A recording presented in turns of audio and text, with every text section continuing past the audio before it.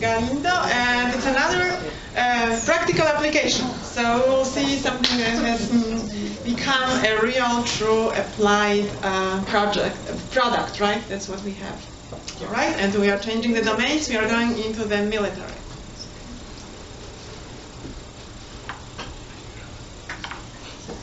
Okay.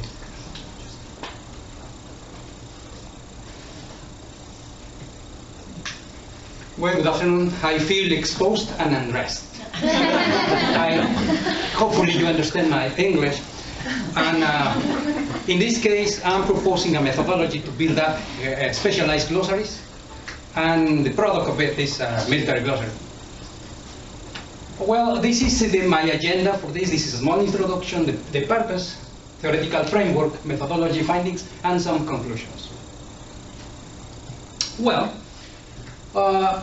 let me begin by asking you some questions you don't have to answer.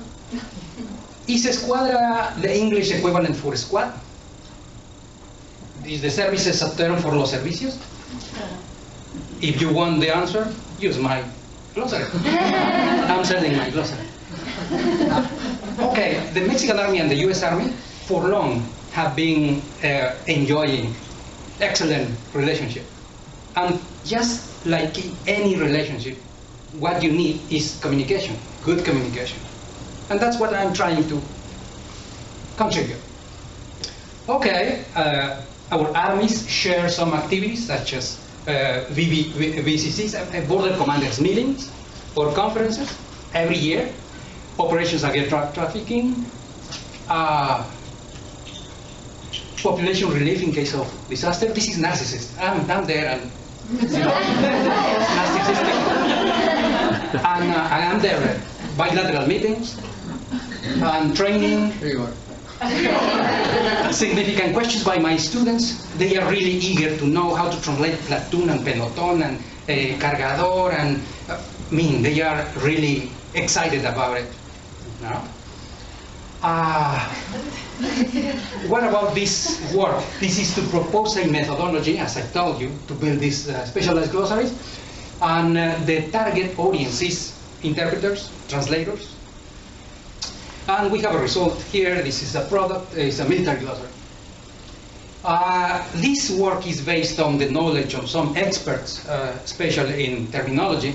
And it comes Sager and says that if you want a definition, you don't just have to take into account the semantic specification. You have to rely on morphological, syntactic, and pragmatic specification if you want a robust definition.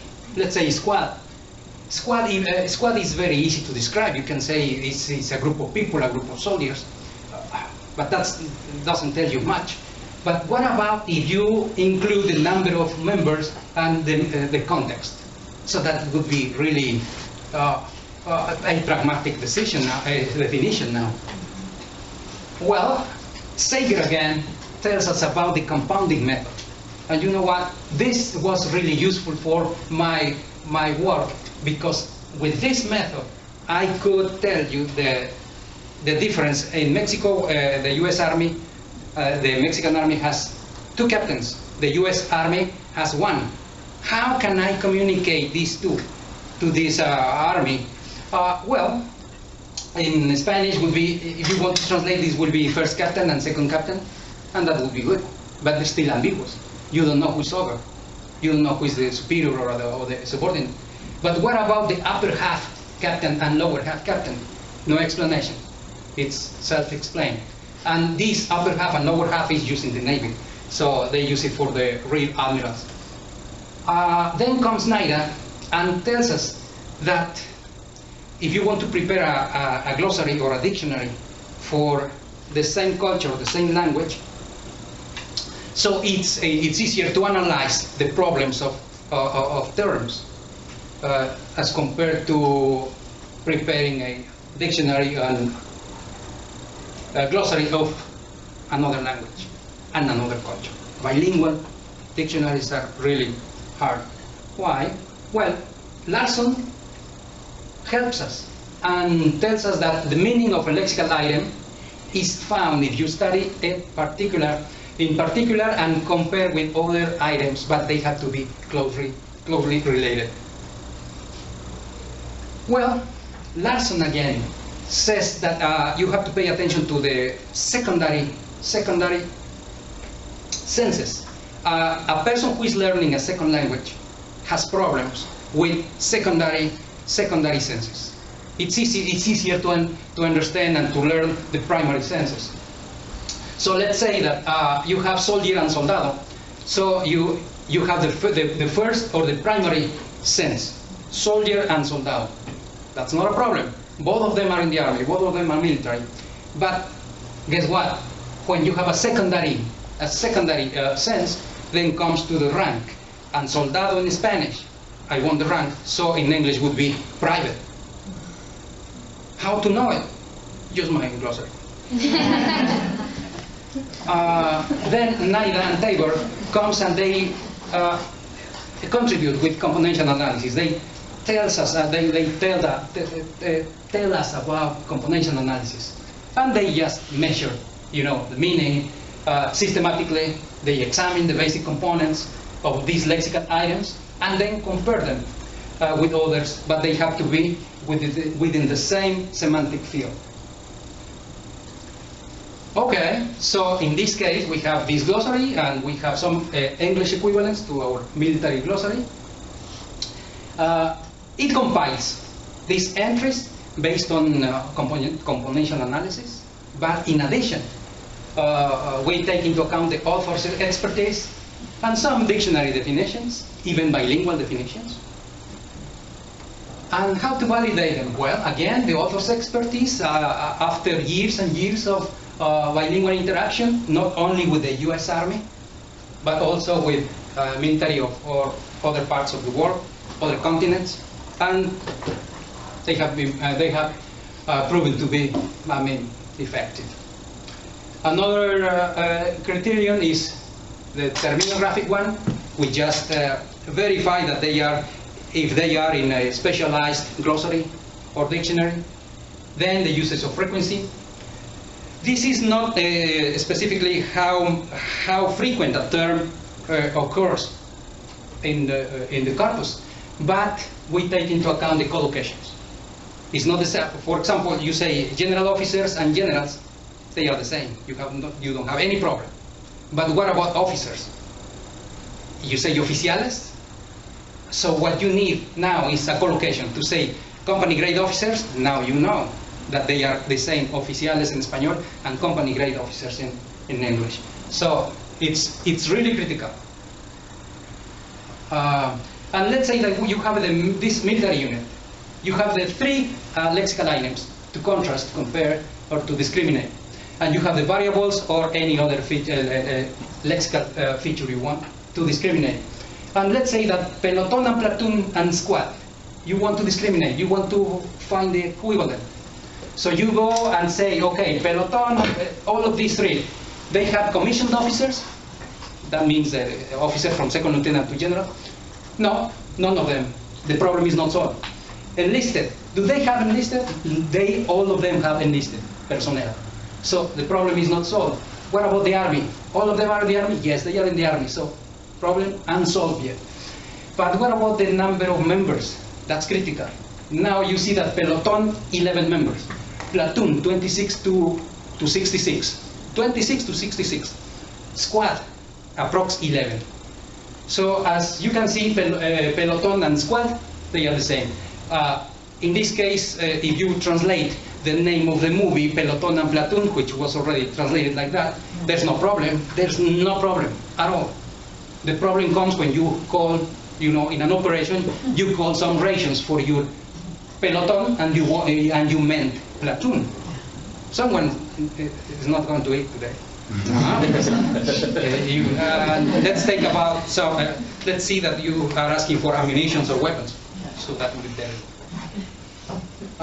Well, we found that these two glossaries, one, almost 9,000 entries, out of which only 213 were relevant.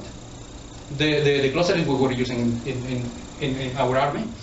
And the second glossary, almost 11,000, out of which 292 were valuable or relevant. So we concluded that the available reference were not enough, were not sufficient. The methodological and theoretical frameworks proved adequate to tackle the cause, not problem, but we are attacking the cause. Meaning-based approach proved effective for this term translation, and a practical military glossary with the appropriate features was proposed, which I'm proposing, and that's the product of it. And this is the way it looks. And it has the part of speech, it has a context, some notes, and even the self-field. So I consider it's useful.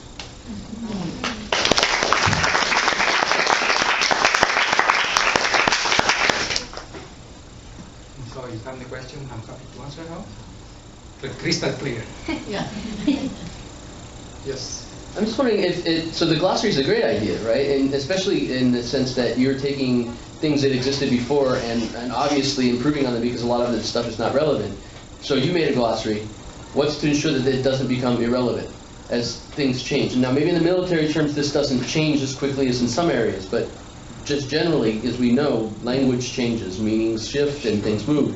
So how would you imagine being able to make this dynamic and that it could be updated? I mean, all the work you've done, you wouldn't want someone to have to recreate this all. Right. Sort of. This is an open source. This is open, just like any other glossary. It's open to updating, and it will be controlled by the language school in the Mexican Army. And everyone who wanted to collaborate with this updating will be, will follow this policy of open doors. They can contribute to this updating, as you are saying. You're right. I agree. And that would be a good way. It's open. Could you explain what you meant when you said that a fraction of those entries were relevant? What do you mean? They are... Oh, right. Oh, okay. They were relevant, you know why? Because they are Mexican military terms. Other terms. I mean, they are full of terms which don't belong to our lexicon, the Mexican military lexicon. For example, there was one, they say subcomandante, which I fully understand, but we don't use subcomandante, we use deputy commander. That's segundo comandante, that's another point. So if you want to know how to say segundo comandante, you can check my glossary. No. We'll do so. Yeah. But I mean, you're right. That's the way to see which are match the Mexican lexicon. Yes. Following Professor Franklin's question, well, the glossary was produced using multi-term, which is a terminology tool, which can also be connected to a